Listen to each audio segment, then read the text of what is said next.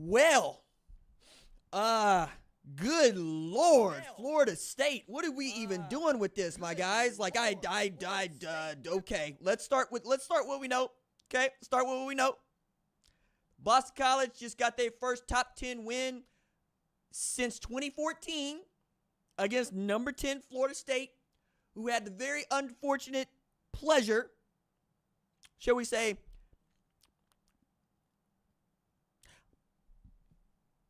what are you supposed to do with a Florida State team that couldn't wait to not be ranked until after week 1 when they were 0-2?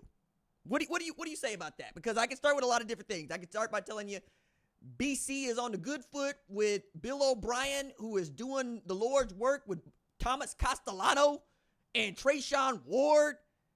I can tell you that BC is a damn good football team who was able to run the football on a damn good football team, but you know that ain't true. You know that ain't true. You know what I'm saying? It's a Georgia Tech team that went for 190 plus on Florida State in Ireland. And then I'm like, all right, cool. Florida State get back home, it'll be all right. It'll be all right. They're going to get back to Doak Campbell. They're going to get in front of the A-Peoples, and they're going to get beat down 28-13, giving up 274 rush yards. Holy smokes, guys. All right, it's about the time where I'm also going to take a little trip around, because when I did this segment a couple of weeks ago, a lot of folks were telling me, hey, RJ, get off of Mike Norvell. Leave that alone. You still want me to leave that alone? You still feel good about that? You ain't heard the murmurs about Coach Prime being over there in Boulder and what they might want to do down in Tallahassee? Did y'all know that Coach Prime wanted to be a college football coach first at Florida State? Did y'all know that? Called up Mickey Andrews, said, hey, Coach, what I got to do to get the job over there? You got to do some things. You got to do some things. And he went and done some things since then. But they hired Mike Norvell, and he went to Jackson State. He won him some SWAC championships. Still ain't won no bowl game. Still ain't won no Black College Football National Championship. But be that as it may, he went to Colorado.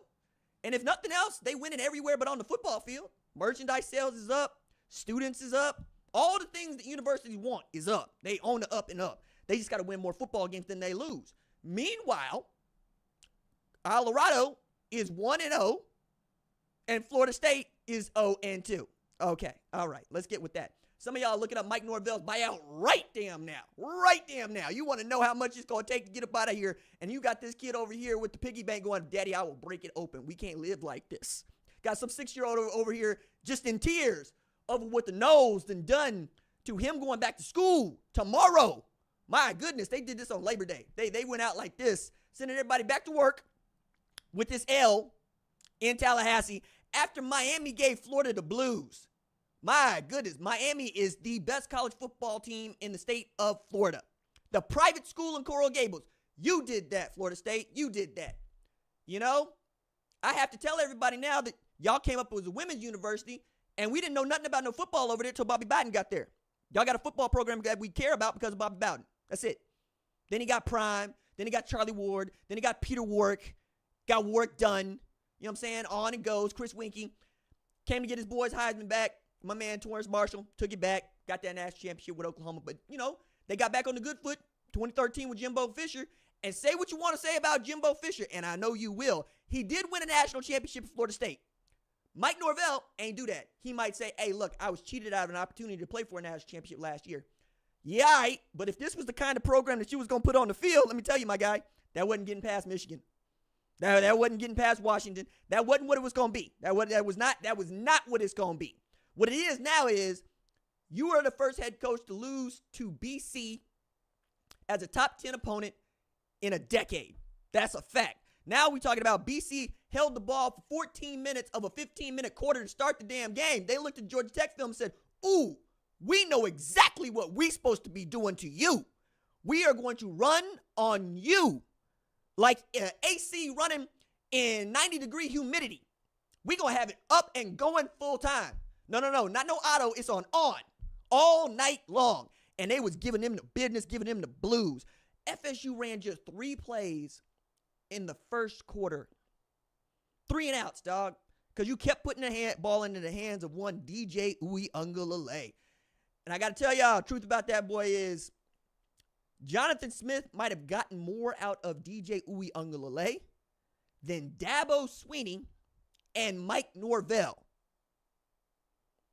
Maybe we need to go look at Jonathan Smith and ask him how to coach a quarterback, because we were having real discussions about whether DJ Uiagalelei was a better quarterback prospect for the NFL than Bryce Young. Of course, Bryce Young has since won the Heisman, and Carolina's trying to do everything they can to break that man. But you know what? I got faith, because Bryce Young, he got it going on like that. DJ, he still got some things to figure out here, dog. 2 chances at the end to get 6.5, and both of them were on DJ Uiagalelei's arm, and he was not accurate enough to find receivers in the end zone, and that is the reason why we are talking about him the way we were talking about him, and not say Shedeur Sanders, and not say Quinn Ewers, and not say Carson Beck, and not say Garrett Nussmeier, and not say Miller Moss. I can keep going here, because you've got to see tonight what is the difference between a tremendous quarterback in college football and a middling quarterback in college football. Accuracy. Can you put the ball where it needs to go and not overthrow your receivers by a country mile? Now, that said, Kyle Morlock didn't do him no favors. I'm watching that ball hit his hands and going, yo, Kyle, do you want DJ out of here too? Are you one of the dudes out here yelling, we want Brock Glenn at Doe Campbell? Because that's what it sounded like. That's what it looked like. Talk about a yikes moment. Nah, dog. Coming out of the locker room, he throws a 57-yard pick. Ran that ball back 57 yards, went to go up 21-6. And it was then that we all knew wasn't no hope left for no Florida State. Yeah, they scored, but you didn't think it was coming back. I didn't think it was coming back. It's time to talk about why we ain't seen no Brock Glenn, and it's time to talk about why we ain't seen no Luke Kromenhoek. You need to do something, but you know what? You can't do nothing. You know why? Nah, Florida State. You got to ride out DJ Uiagalelei like the Jets had to ride out Zach Wilson.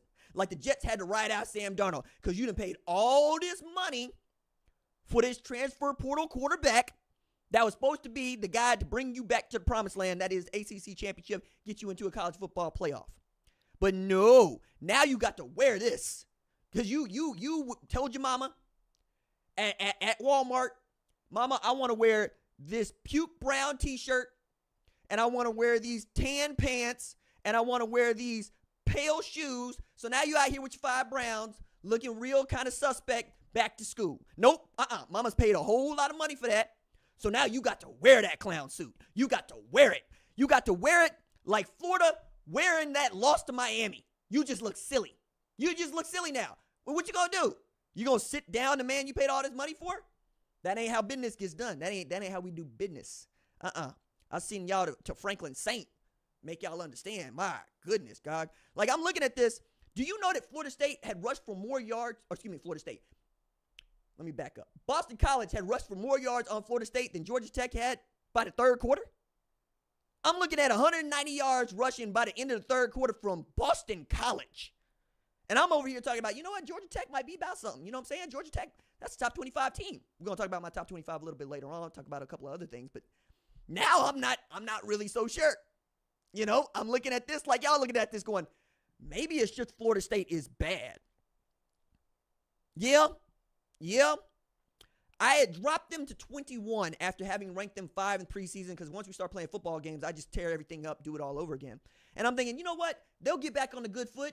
You know what I'm saying? They will let the BC Eagles know what time it is. They will remind us who runs the ACC. Nah, that ain't how that went, is it? No. I had to go and redo the top 25 because Florida State out here looking foolish. 0-4-2. And they got 10 games left. And you know what? Memphis is next week.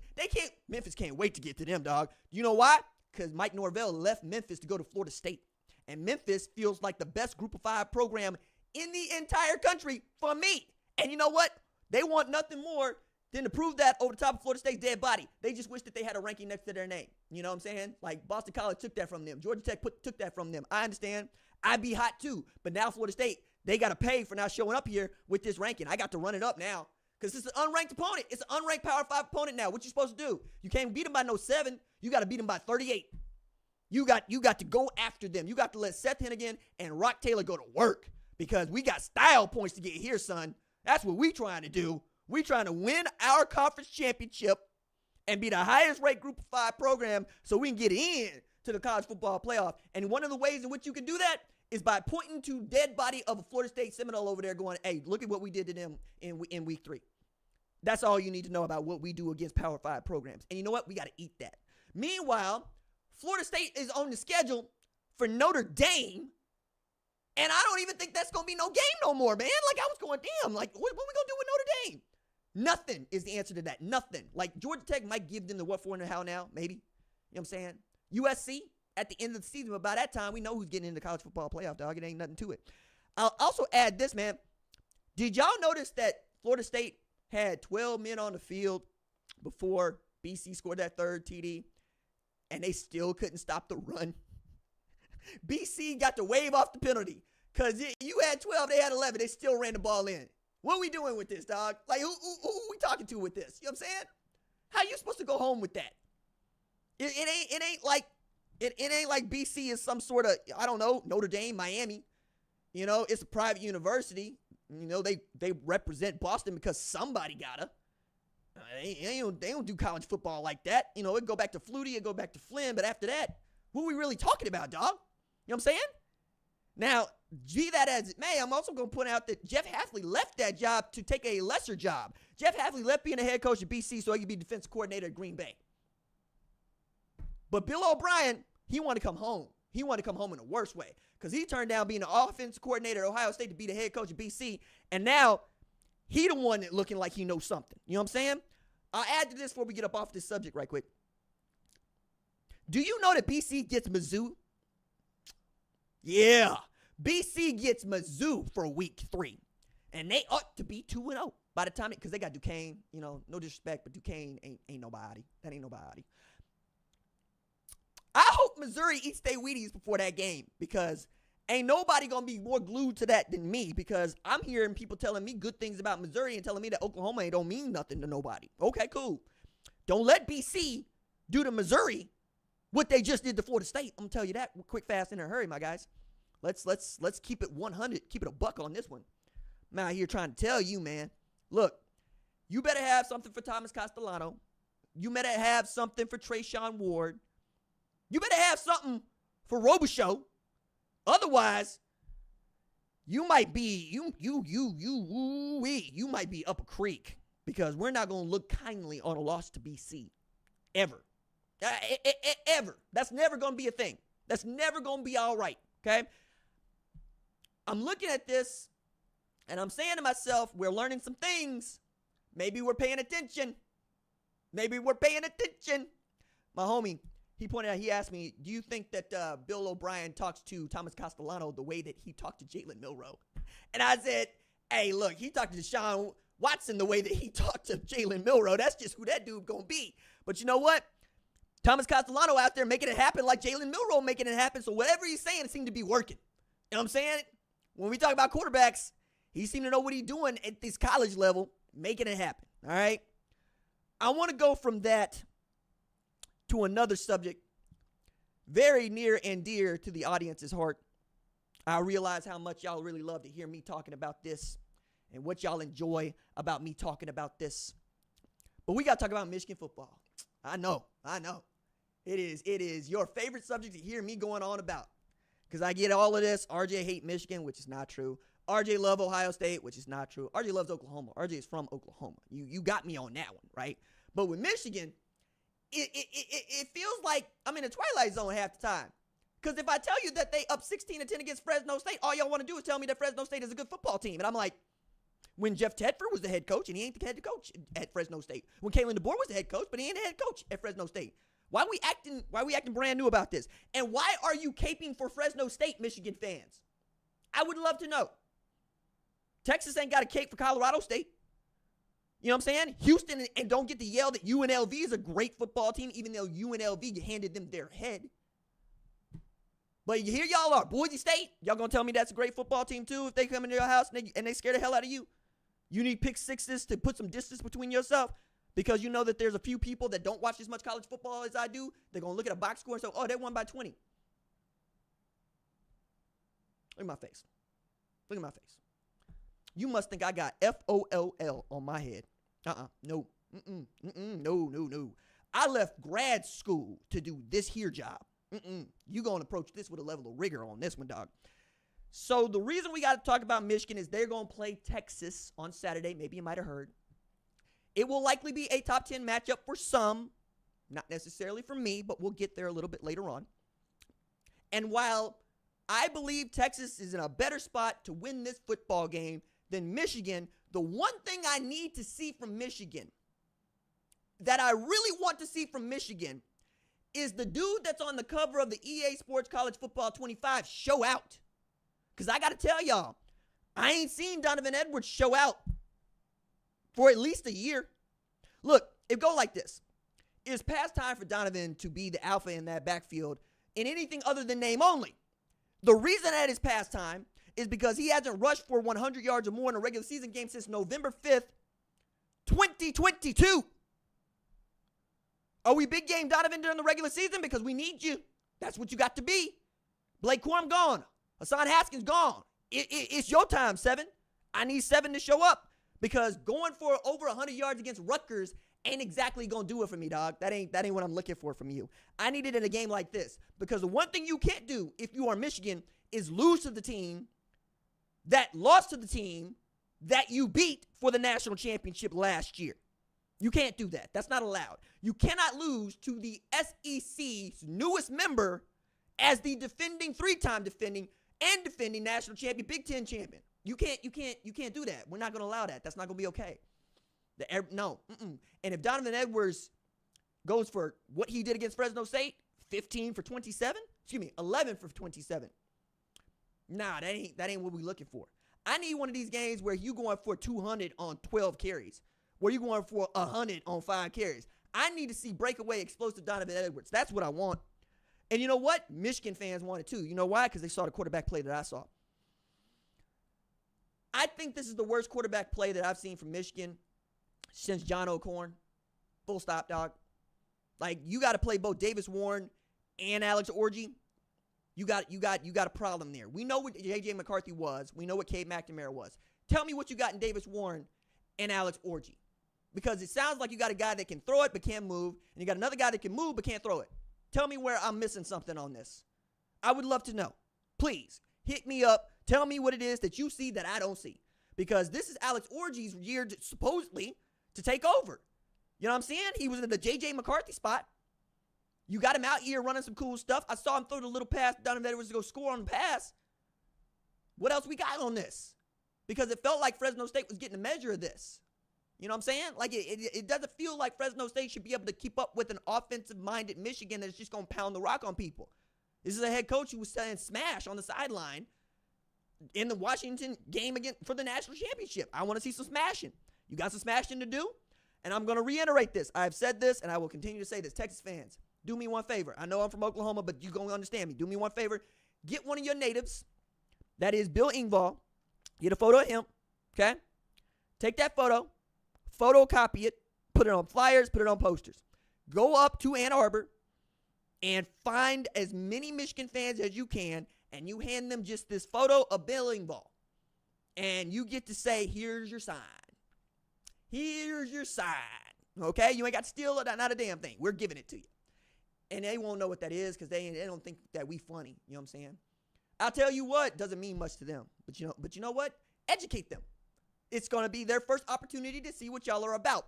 So I would appreciate y'all bring a little bit of Austin, Texas all the way up to Ann Arbor and show them what Oklahoma has had to deal with for 100 plus years, whether we want to or not. I would like y'all to extend that courtesy to them, as Oklahoma also is going to play Michigan in 2025. So I'm already, I'm in it. You know what I'm saying? I'm also going to tell you that from experience, Michigan fans, they might not see that one coming. You know how I know that? Because Oklahoma State fans didn't see that coming. When I was going through Oklahoma State for the PhD in English, I recorded myself getting off the bus with a WWE championship belt on. I still had a big fro and I had Ric Flair glasses. And I had this little piece of paper that I drew a red L on. And I stuck some straws on it and the little flags to wave. And I would hand them to students around campus as I walked around saying, can you take this? And they would just take that L right out of my hand. Just take that L right out of my hand. I'm saying all you got to do is hand it to them. They'll take Bill Engvall straight from you. They might look at you kind of funny, but you get to keep moving after that. You leave them there looking dumbfounded, like, what did I just get handed? Come back, let me know about it, tell me how it goes, okay? I want to see some big game Donovan Edwards energy, some energy. Give me your energy. Also want to take a look ahead at some of what is going on across the country in week 2. And I've kind of hit on this, but I'm going to hit on it once again because it's a game that I'm going to be watching as closely as I'm watching Texas, Michigan. And that is Arkansas hosting top 25 Oklahoma State. I'm fired up about that, man, because Arkansas has the opportunity to get its swagger back with this win. And Sam Pittman got to speak on Oklahoma State, what he expects to see from them. And I'll be goodness, man, he knows how to fire me right up because he said it's going to be a slobber knocker. Yo, hey, pulling JR out. That man from Grove, Oklahoma. He went to Pitt State, pulling out slobber knocker. And as an offensive line coach, that's exactly where he went. He had a great quote about Oklahoma State's offensive line, which is fierce. They returned all 5 starters from last year when they were blocking for the best tailback in college football. He said, look, movement doesn't bother them, which it would if they were an inexperienced line or they got an inexperienced player next to an experienced guy. But these guys have been playing together for a long time, and I think they have a lot of confidence in them. There it is. You're not going to be able to do much to disguise what you're doing. They're going to be able to pick up what you're doing. You can stunt. They're going to roll you up. You know, you're going to try to bring more than they can handle, and they're going to know exactly who to handle first and who to slide and who the quarterback got to have and where to go for Ollie Gordon. I think that's also the thing that you got to really focus on if you're Arkansas. You got to hit Ollie Gordon because there aren't a whole lot of tailbacks in this sport for which you will hit them and he will keep running. That man is a menace after contact. That is his superpower. You will hit him and he will keep running. It's going to take more than one of you to bring down Ollie Gordon. That is a man back there. You know what? Sam Pittman knows that too. Quote he gave was, on Saturday, we had a tackling circuit. Look at this, man. They got done beating up on UAPB on Thursday, and they was tackling on Saturday. I'm with it, dog. We in football season.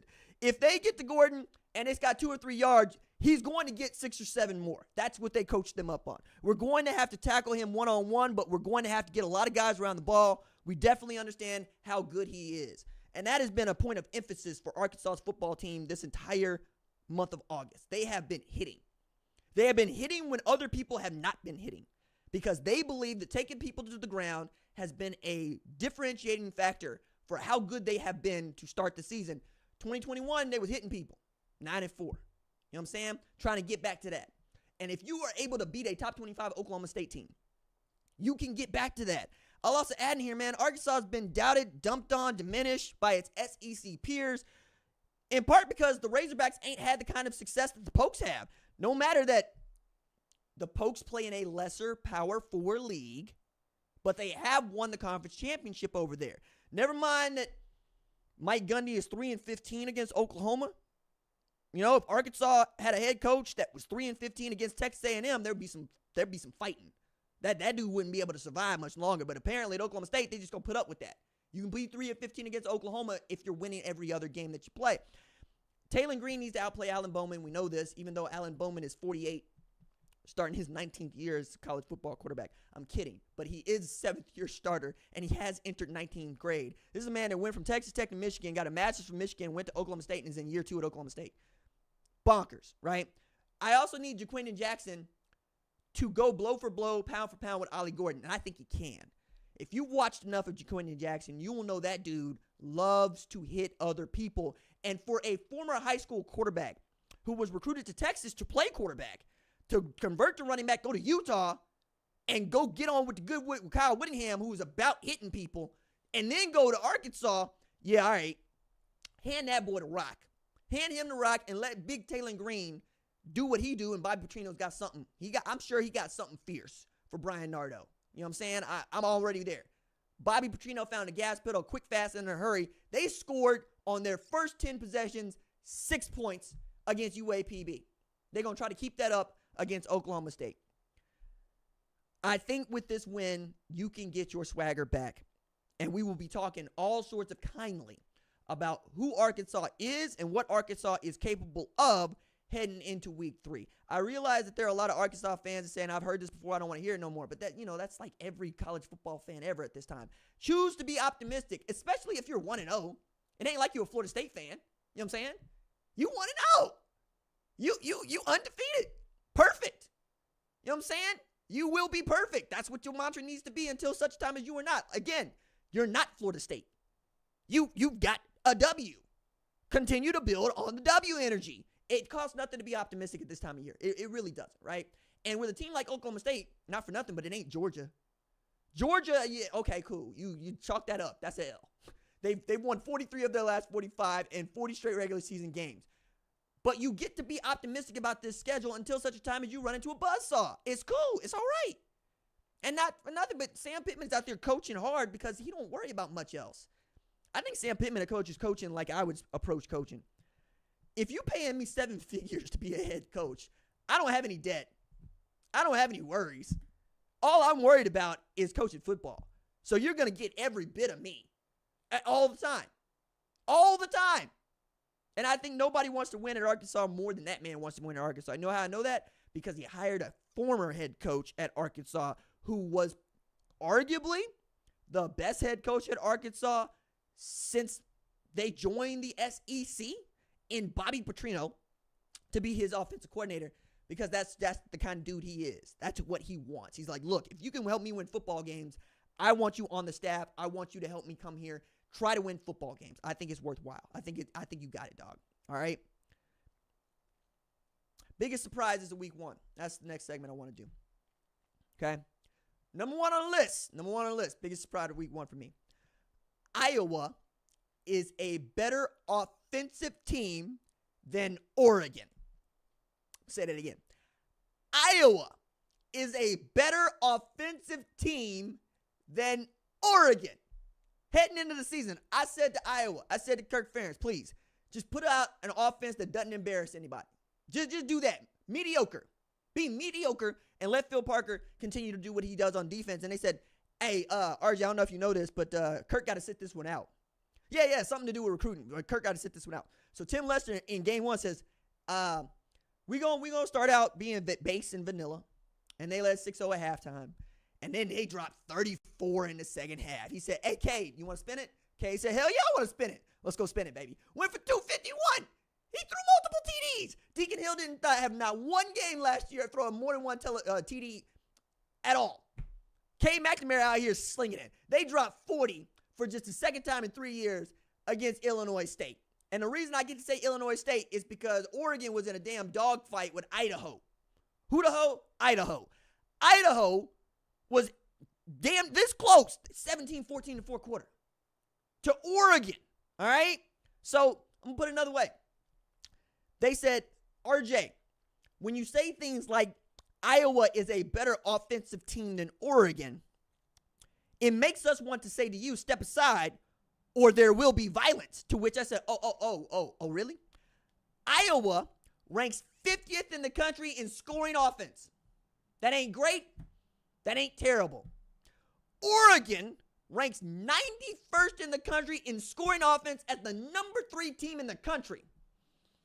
Nah, dog, I choose violence. And you know what? When Iowa drops 40 on an FCS opponent in their season opener, and Oregon struggles to score 24 in a nail-biting win against their FCS opponent, I shouldn't be the only person choosing violence. I shouldn't. If you're donating to an NIL collective associated with Oregon football, you got to be asking, what am I paying for here?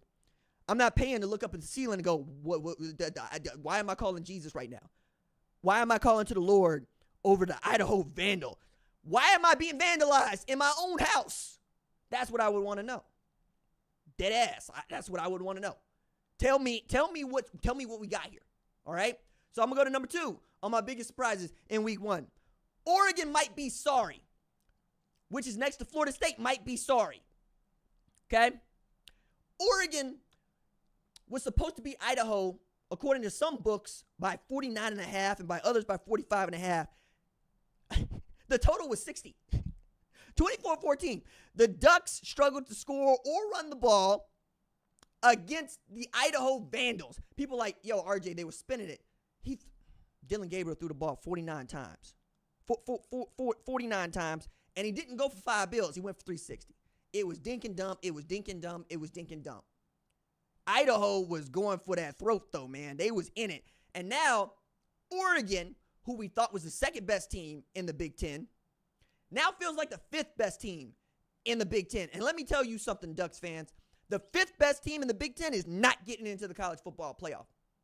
I don't give a damn how many Group of 5 programs you think that you ought to be ranked ahead. You're not going to be the lower part of the top third and get into the 12-team playoff. We're not going to have that.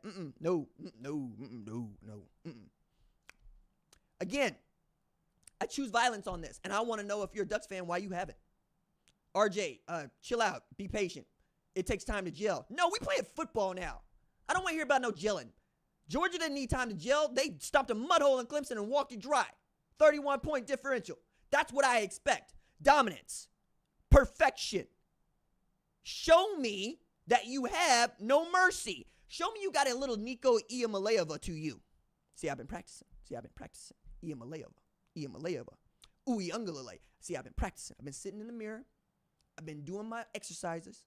Peter Piper, picked a pack of pickled peppers. I'm telling you, I'm getting there. I told you I was going to get there. I told you I'd be practicing. We practicing because I understand Nico demands it. Last thing that was the biggest surprise to me, because I only got 3 here, but this one I feel like hits different. So I'm going to start with this, and it's the exclamation point. Vanderbilt. Yo, hey, look, Vanderbilt. All right. I know I got some history with Vanderbilt, but I'm going to get to that. With their 34-27 win against Virginia Tech, Vanderbilt is 1-0 for the first time since September 1st, 2018. Their win against Virginia Tech was their first against the Power 4 team since beating Florida in 2022. And it came in front of a sellout crowd of 28,000 in their first game against a non-conference opponent since 2017. I want to clap. I really do. I want to clap for Vanderbilt because the students also showed out.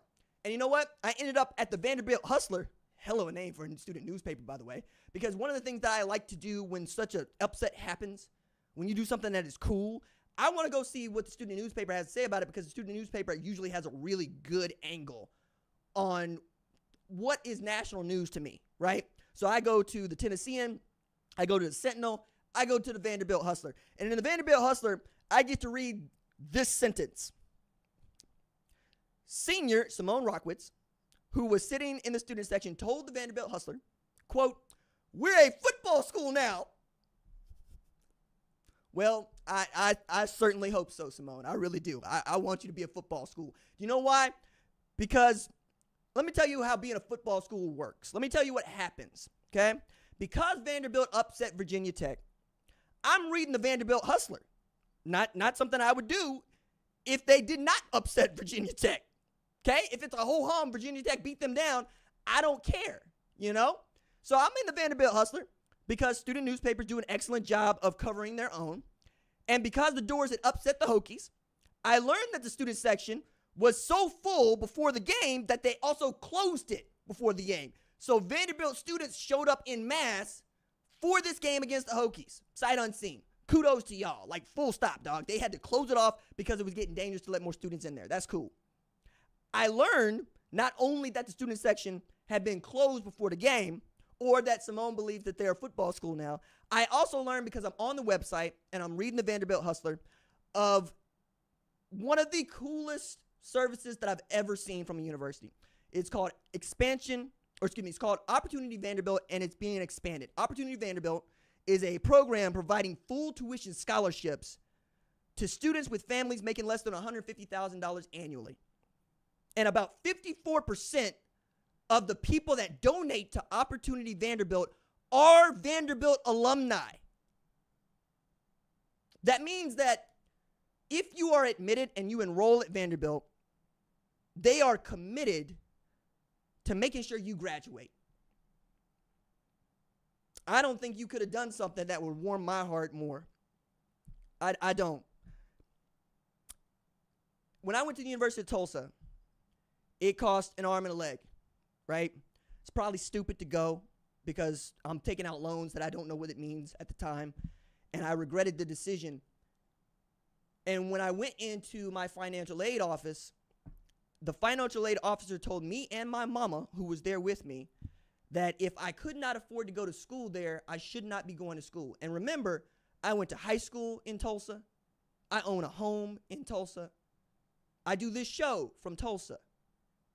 I didn't pick the University of Tulsa out of a hat. It's supposed to be my hometown university. But the financial aid officer told me I could take a hike if I couldn't afford to go to school there. I like to think the University of Tulsa believes in its academics the way that Vanderbilt does, which means it's really difficult to get into school at TU, and it's really difficult to stay without financial assistance. And Vanderbilt has taken on that burden themselves. They have said, no, we didn't admit you to make money from you. We admitted you because we think we can help you get to where you're going. And it is our privilege for you to graduate and call yourself a Commodore. I take it all back, Vanderbilt. I really do. I don't give a damn if you never win another football game. I don't give a damn if you never win another football game in the SEC. As long as you got this program going on,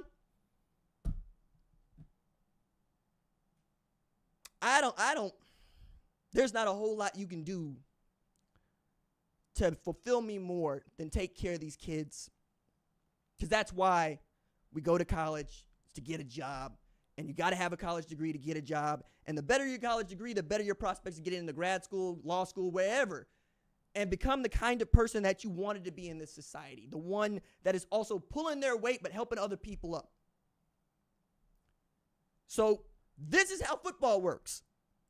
Winning football brought me to Vanderbilt Hustler, which brought me to a story about Opportunity Vanderbilt. Because winning football gives me the opportunity to crow about your financial aid program on a football show.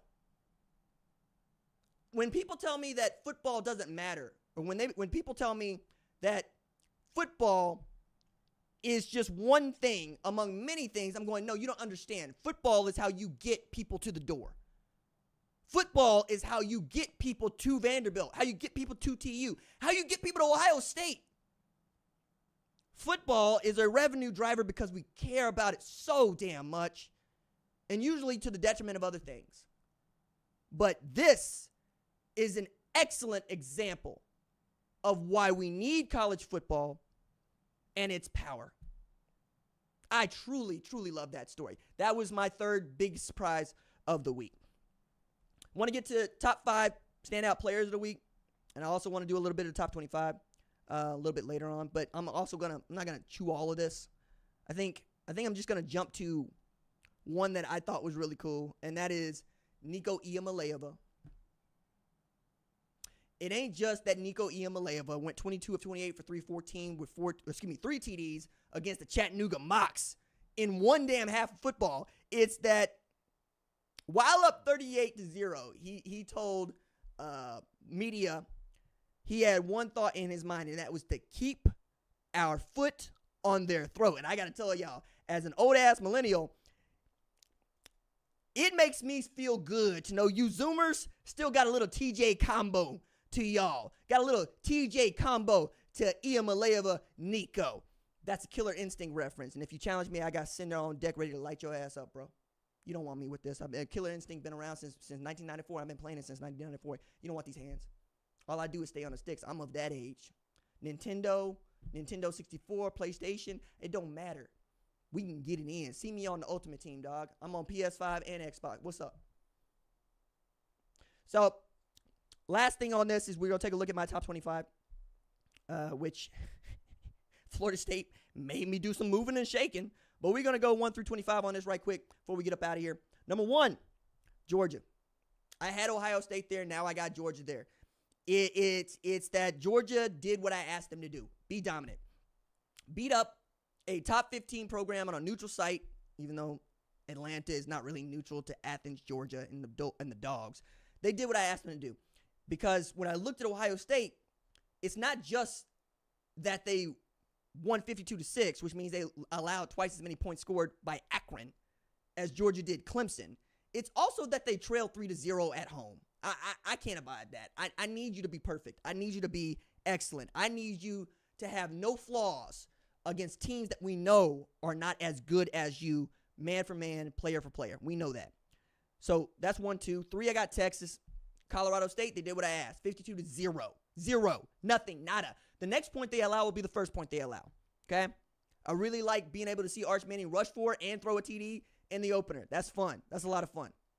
And that looks like a team that can absolutely give Michigan the what for and how now in Ann Arbor on Saturday. All right. Then we get to a little bit of, shall we say, an issue. Because where I expected to have Oregon, I had to do a little bit of moving and shaking. Because when you are in a nail biter against FCS Idaho, you don't get to be one of the 4 teams getting a bye. Nope. I had to give that to Ole Miss. They did what I asked. Ole Miss beat Furman like a drum, 76-0. Name the number. They put up 772 yards of offense. Jackson Dart threw for 400 yards in the first half. Trey Harris had 179 yards receiving and 2 scores. That's what I asked. Lane Kiffin ain't messing around. Maybe this will change as they got to get further into their SEC schedule. But for now, that's 4. 5 is Alabama. They, again, did what I asked. They beat Western Kentucky 63-0. That is the largest shutout win by a Crimson Tide football team since 1973, which is to say Kalen DeBoer has already done something that Nick Saban hadn't done. Not a bad way to start. And Ryan Williams showed out and said, hey, RJ, I heard you talking about J.J. Smith. I'm him, dog. I'm the only Mr. Two-time Mr. Alabama football. Julio ain't do that. I did that. And you know what? My man had 2 catches. Both were TDs. Went for 139. Keon Sabb had 2 interceptions in the first damn half. Poor TJ Finley, who got it while he was at Auburn. Now he's getting it from Alabama or Western Kentucky. My goodness. Number 6, Notre Dame. They beat a top 25 A&M on the road by 10. They beat them by the same margin of victory that Oregon beat Idaho by. Again, see what I'm doing here? And now we got to talk about Notre Dame as a team that's going to make the playoff. Like, they're probably going to cinch up the 5 seed if they just run through what's left of their schedule. They got Georgia Tech on October 19th. They got Florida State on November 9th. And they got SC to end the year. And they ain't got to play no conference championship. And everybody else in Power 4 got to play 9 Power 4 opponents. They got to play 8. It's shaping up for them. You know, they might be in the Florida State spot. The spot Florida State was in last year. The difference is they're going to get in because we expanded the playoff. Go figure. Number 7, I got SC. Really good win against LSU on the road, 27-20. On the road. At a neutral site, 27-20. Miller Moss is him, 27-36, 378 with a TD. Really like what I saw from USC, even though Lincoln Riley ain't quite figured out the clock management thing. Lincoln, that thing ain't broken. You got to be better about these timeouts, my man. You got to better about it. But in 2-minute drill, they knew what they was doing. And when I thought that they thought they had an opportunity there to make a mess, Woody Mark said, nah, coach, I'm going to pick you up and just punch you straight in. That safety takes a different angle, like one that doesn't try to cover a tight end and just hits his run fit. Maybe you get a kicker that wants to miss another field goal and we go into overtime, but that's not how it went. Number 8, Penn State. The word you're going to see everybody use with them is explosive because that's the one that they wanted everybody to know. It's the reason why Andy Kotelnicki became the new offensive coordinator from Kansas, so they could be more explosive on offense, and they were. Troy Williams had 117 yards receiving. Drew Aller had 216 yards passing, 3 TDs. They look good. They look really good. Great win for them against West Virginia on the road. Oregon, I dropped to 9 because I still think it's a top 10 team, but just barely, right? So I got Missouri at 10 because beating up on Murray State 51-0. Okay, cool. What can NIL do for you? It can turn short order Brady Cook into a gridiron chef. It can lift your Luther Burden and get against lesser teams. You know what I'm saying? The Tigers don't play a team that is ranked on this list until they face Alabama on October 26th. But now they get BC in week 3, and we will find out for sure. So Oklahoma's at 11. They beat Temple 51-3. I want people to start talking about Oklahoma the way they talk about Missouri, but that's going to have to happen after a win against Tennessee, I hope. Tennessee look good. They might be able to show that against North Carolina State on Saturday. Number 12, I got Utah, 49-0 against Southern Utah. I think it's one of the teams that probably in the running to play for the Big 12 championship, though Arizona, K-State, Kansas, Oklahoma State, they all look good. It's a tough league. We'll see. Number 13, I got Tennessee. Chattanooga got got Chattanooga, 69-3. I got Michigan at 14, which I'm sure that somebody's going to say something about. But, hey, dog, Davis Warren goes 15-25 for 118. Khalil Mullins might not be RB1, but he probably should wonder why he's not. He had 92 rush yards on 15 rushes, while the cover athlete had 27 rush yards on 11 touches. You tell me, dog. Now, Michigan wants to get back into that top 10. Go beat you a top 5 program. Go beat Texas. Go beat Texas at home. Then we can have a different discussion about this, okay? Oklahoma State at 15. Miami enters for me at 16. It was a whooping that they gave to Florida. A whooping, I tell you. Beat them like a dusty bed sheet on a clothesline. Beat them to hell. Cam Ward. Ooh, my goodness. 17, I got LSU. I'm not going to penalize you too much for the loss to USC, even if Brian Kelly can't seem to win an opener as head coach at LSU. Hello. Maybe there's something to say about Brian Kelly and how he be doing business. Number 18, I got Kansas State. Defeated Tennessee Martin 41-6. The Skyhawks are the Skyhawks. You know, you paid them the guarantee to whoop them like this, but it is a fifth straight 100-yard rushing performance from DJ Giddens. And there was a TD from Dylan Edwards, who, was at Colorado last year. Can't wait for that game. I got Georgia Tech here at 19, 2-0. You beat a Florida State team that we thought was good, and you beat Georgia State 35-12. I'm with that. I'm all right with that. That's fine. Haynes King also took care of business. 275 pass yards, 2 TDs through the air. We're going to do that. Also scored 1 on the ground. I'm really interested to find out what Kansas does against Illinois this weekend. They defeated Lindenwood 48-3. Jalen Daniels is that dude. They put up 530 yards of offense, 331 on the ground. Devin Neal, also that dude. 21, I got Clemson. I'm not going to penalize you too much for getting sunned by Georgia, but don't make a habit of it, okay? 22, I got Arizona. Oh, man, Tetaroa McMillan, my goodness. 304 receiving yards against New Mexico. Second all-time Big 12 history. First 300-yard receiving game by a college football receiver since Jackson Smith and Jigba in the 2022 Rose Bowl. And New Mexico just ain't had things going their way on the Bronco Mendenhall era. Check this out. They put the money in the bag against Montana State, and then they got 61 hung on them by Arizona. Even though they scored 39. You just don't get to be happy about any of that. Number 23 is Iowa. Offensive powerhouse Iowa, who put up 40 after averaging 15.4 last year. Put up 492 yards of total offense. You know what I'm saying? Held the Redbirds at 189. Meanwhile, Brian Ferentz got to be looking at this like, y'all couldn't do this for me? Y'all couldn't score 40 for me. Number 24, I got Nebraska, dog. I think that's a great football program. They get an opportunity to show that against Colorado on Saturday. Dylan Raiola is doing exactly what I asked him to do. Don't turn the ball over. Throw the football to your playmakers. Let them make plays. I think Tony White's 3.35 is better than a lot of people are getting credit for, but we're going to find out for sure against perhaps the best quarterback-wide receiver combo in the entire sport in Travis Hunter and Shedeur Sanders. And then at number 25, I got Iowa State, who defeated North Dakota State by a ho-hum 21-3, but Rocco Beck was efficient, 20-26 for 267 with 2 TDs. And Abu Sama just needs to be Abu Sama. Like, that's the dude that went for 276 against Kansas State last year on the ground. He gets going against Iowa.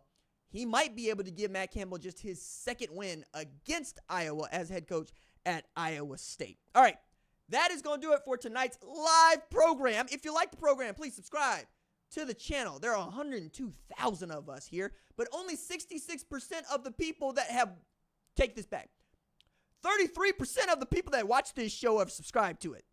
66% of y'all just be out here, watching the show but not hitting the button. Hit the button. You know how big this channel is if y'all hit the button? And it's just me over here. You know what I'm saying? Having a chat with you. And I do love it, and I am having a good time. I'll catch y'all on the flip side. Doses.